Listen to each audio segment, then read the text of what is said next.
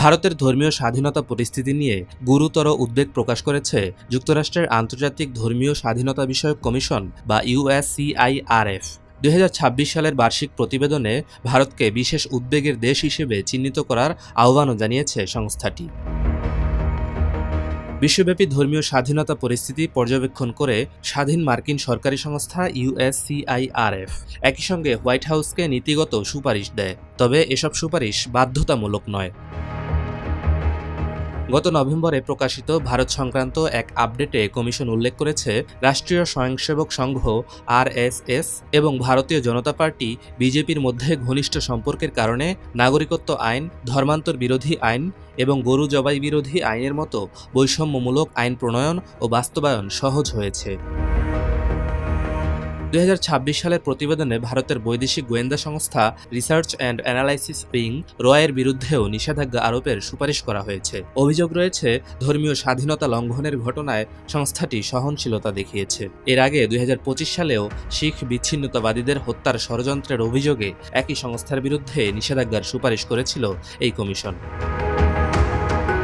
প্রতিবেদনে মার্কিন প্রশাসনের প্রতি আহ্বান জানানো হয়েছে, যাতে ভারতকে ধর্মীয় স্বাধীনতা লঙ্ঘনের জন্য কান্ট্রি অন পার্টিকুলার কনসার্ন বা বিশেষ উদ্বেগের দেশ হিসেবে ঘোষণা করা হয়। সপ্তমবারের মতো এমন সুপারিশ করল ইউএসসিআইআরএফ। ভারতের পাশাপাশি আফগানিস্তান, মিয়ানমার, চীন, Cuba, Eritrea, Iran, Pakistan, Libya, Nicaragua, Nigeria, উত্তর কোরিয়া, রাশিয়া, সৌদি আরব, সিরিয়া, তাজিকিস্তান, তুর্কমেনিস্তান ও ভিয়েতনামকেও একই তালিকায় অন্তর্ভুক্ত করার সুপারিশ করা হয়েছে।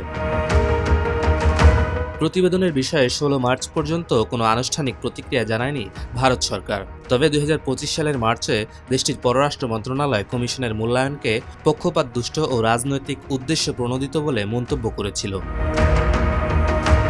ইউএসসিআইআরএফ এর প্রতিবেদনে বলা হয়েছে, ২০২৫ সালে ভারতে ধর্মীয় স্বাধীনতার পরিস্থিতি আরও অবনতি হয়েছে।